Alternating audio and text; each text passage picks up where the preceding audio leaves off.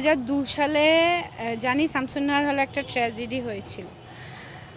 তখন ক্ষমতাসীন দল ছিল বিএনপি, আর ছাত্রদল তখন সোচ্চার ছিল ক্যাম্পাসে।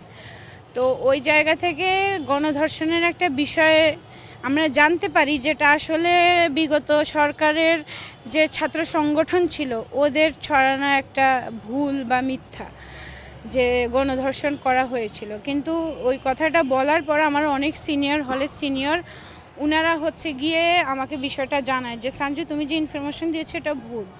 তো পরবর্তীতে আসলে হুমকি বলতে হুমকি না, যেহেতু একটা দলকে নিয়ে আমি একটা ভুল উক্তি দিয়েই ফেলেছি, এটা তো আসলে ওদেরকে প্রকাশ্যে অপমান করা। আর যেহেতু আমি এখন একটা পরিচিত ফেস, সবাই আমার কথাকে গুরুত্ব হিসেবেই নেয়। তো আসলে এটা তো একটা মিথ্যা ছড়ানো হয়ে যায়, একটা প্রোপাগান্ডা হয়ে যায়। তো ওই জায়গা থেকে উনি আমাকে বলেছিল যে তুমি যা বলেছো সেটা ভুল। তো আমি বললাম যে ঠিক আছে, ভুল হলে আমি অবশ্যই কনফেস করব, মাফ চাইবার। আমি আসলেই মাফ চাচ্ছি, কারণ একটা দলকে নিয়ে তো চাইলেই যা তা বলে তাদের মানে প্রায়োরিটিটা নষ্ট করা যায় না। ওই ক্ষেত্রে আমি বলবো আমার ভুল হয়েছে, আই এম সরি।